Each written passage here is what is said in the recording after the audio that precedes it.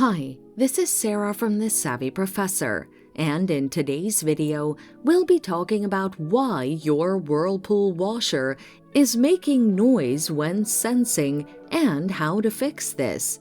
Let's get started.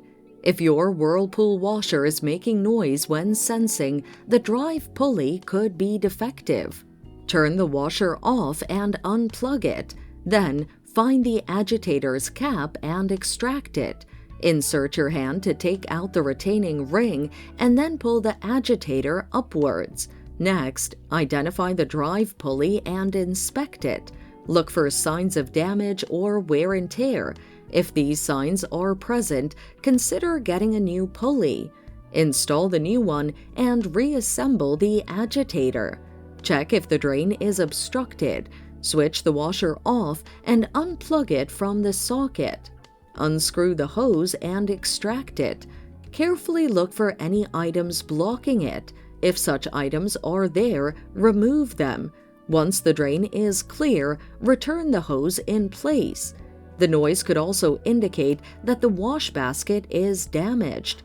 Power down the washer. Then, find the agitator's cap and extract it.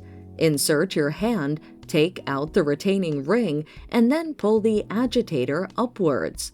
Next, inspect the washer basket for signs that it could be damaged. If these are present, get a new basket and install it. Once you've done this, reassemble the agitator.